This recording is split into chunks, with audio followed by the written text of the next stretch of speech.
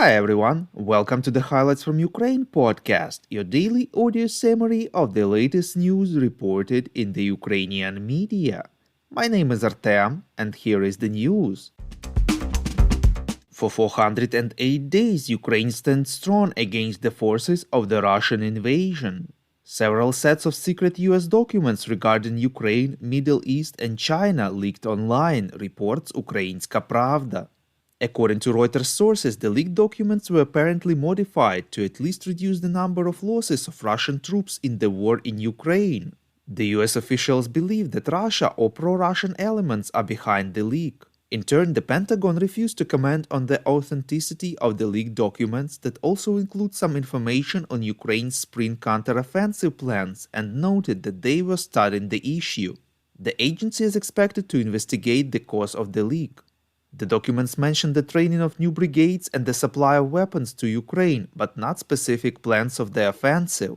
Issue of preventing the leakage of information regarding the plans of the defense forces of Ukraine was discussed during the latest staff meeting headed by the President Volodymyr Zelensky.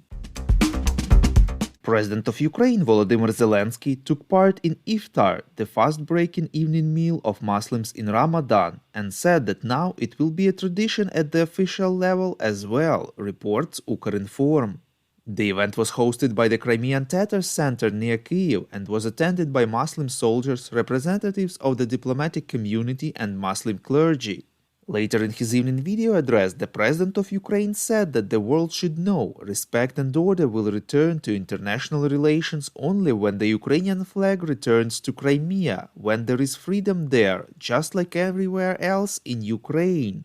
Zelensky assured that Ukraine is grateful to the Muslims of the country and the entire international Muslim community who, like Ukrainians, seek peace and protection from evil.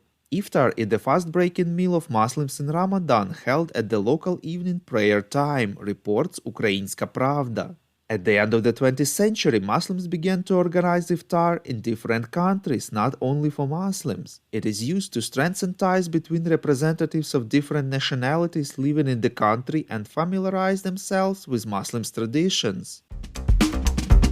Brazilian President Luiz Inácio Lula da Silva has offered Ukraine to cede the occupied Crimea Peninsula to the aggressor in order to end the war with Russia, reports Interfax Ukraine. According to him, Putin is not capable of capturing the entire Ukraine, and Zelensky also cannot expect to return everything, thus Crimea may be a solution.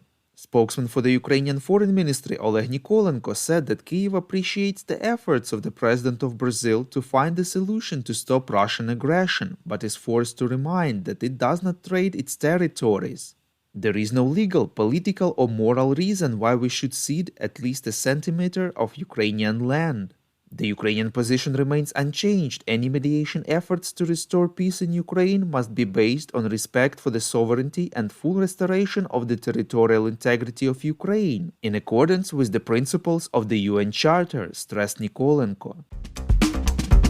President of Ukraine Volodymyr Zelensky informed that over $300 million have been collected with the help of the Ukrainian government charitable platform United 24 over 11 months of its operation, reports LBUA.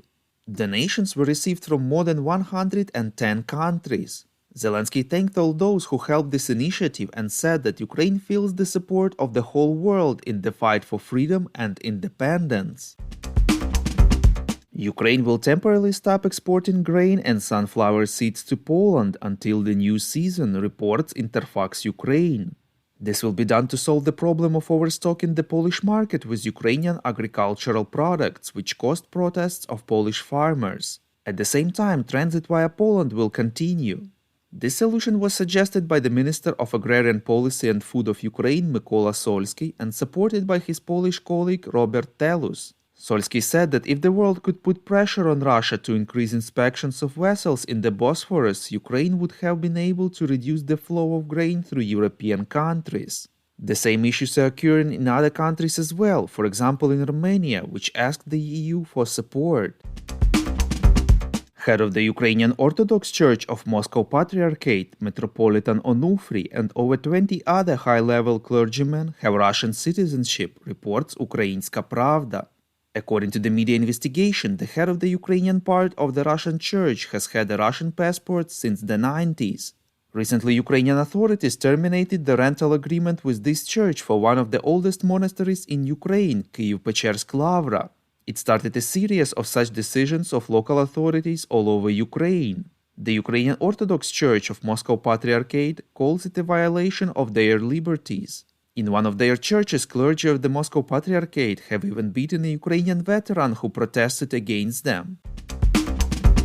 The Highlights from Ukraine is an uncommercial initiative of just two people, and we need your help to grow. Share information about this podcast, rate us in the app, subscribe to our Patreon. With your support, we are getting better. We call on you to demand from governments of your countries to impose the toughest sanctions possible on Russia and its citizens to stop their invasion of Ukraine.